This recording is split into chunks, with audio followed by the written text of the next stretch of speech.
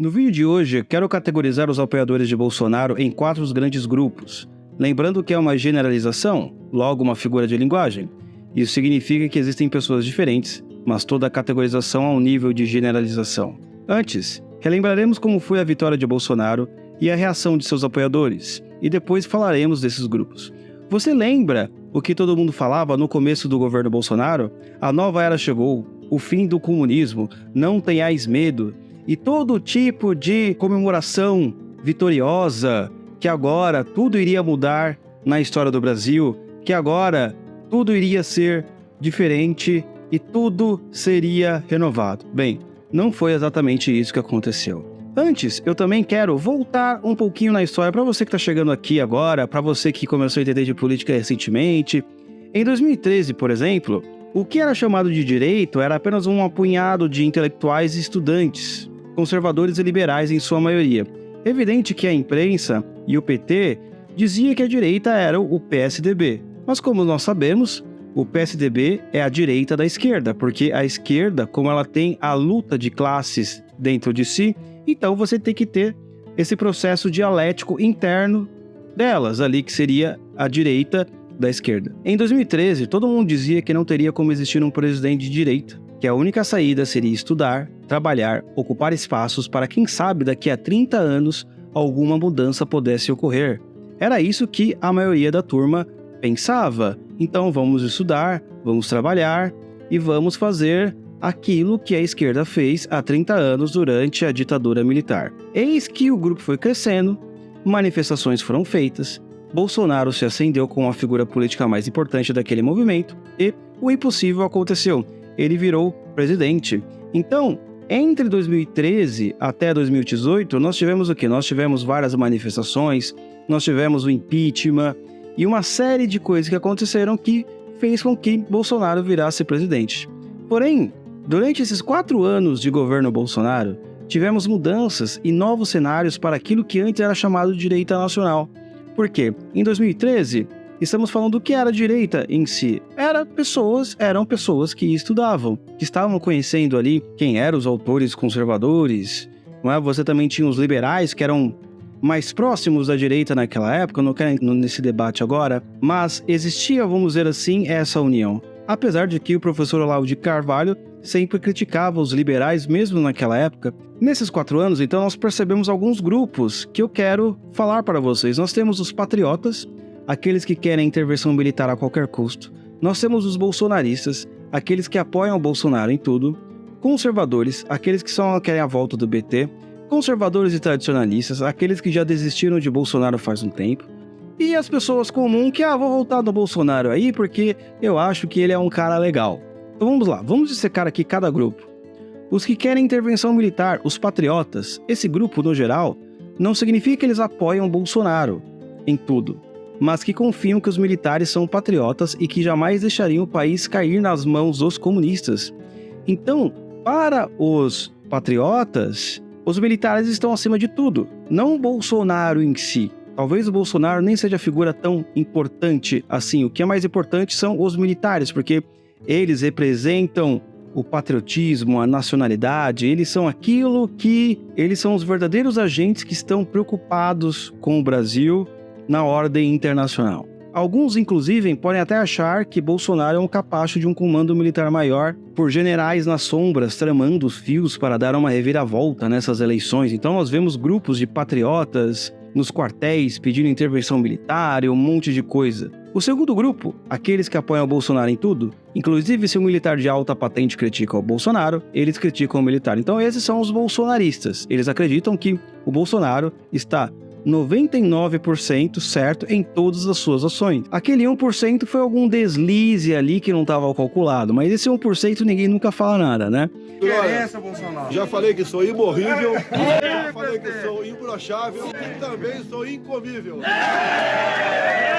Então, para os bolsonaristas, diferente dos patriotas, a figura do Bolsonaro é mais importante do que o próprio exército. Ele está acima do exército, pois há generais que são aliados dos comunas, certo? Bolsonaro, nesse caso, se torna uma figura que, caso o seu plano não dê certo, caso ele não consiga governar, caso ele não consiga fazer alguma coisa, a culpa é sempre de alguém. Então, a culpa é da imprensa, a culpa são dos aliados falsos dele, a culpa é da direita burra, a culpa é do Papa, que só recebe o Lula, a culpa é do povo brasileiro, que não sabe votar direito, a culpa é sempre de alguém.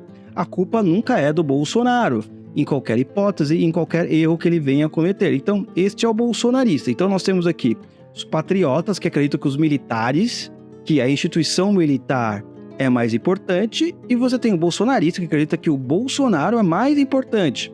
E eles só irão concordar com os militares se os militares apoiarem o Bolsonaro.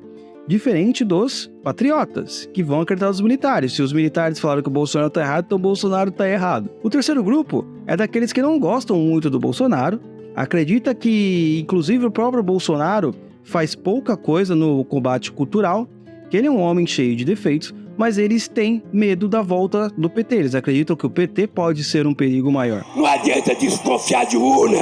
O que você tem, na verdade, é medo de perder as eleições e ser preso depois que você terminar as eleições. Podemos chamar esse grupo de conservadores, correto? Os conservadores, eles toleram Bolsonaro até um certo ponto, não gostam de ser chamados de bolsonaristas, até rejeitam esse termo, pois as atitudes de Bolsonaro não são condizentes com as ideias conservadoras. No geral, sempre entram em choque com os patriotas e bolsonaristas, tá? Então sempre há aí um choque entre os conservadores, os patriotas e os bolsonaristas, porque o conservador, ele tá mais preocupado com a guerra cultural, com o problema da cultura, das artes, etc. E muitas vezes ele tá vendo que o Bolsonaro não tá fazendo tudo isso, mas o que acontece no geral, ele pensa assim, opa, o PT é um perigo maior. O quarto grupo é composto por tradicionalistas e conservadores. Eu não quero agora diferenciar o que seria um tradicionalista e um conservador, tá? Depois no próximo vídeo eu posso falar sobre isso. Mas esse quarto grupo são daqueles que não acreditam mais no Bolsonaro como alguma resistência contra o esquerdismo. Ao contrário, Bolsonaro acelerou a agenda progressista de tal maneira que seria melhor que ele nem tivesse assumido a presidência. Para saber se em 2019, quando o couro comer para valer, se vocês vão se deixar seduzir por discurso do Centrão ou se vão se manter firme e forte Bolsonaro. A musiquinha para começar e terminar a inserção televisiva do Centrão é: se gritar, pega Centrão.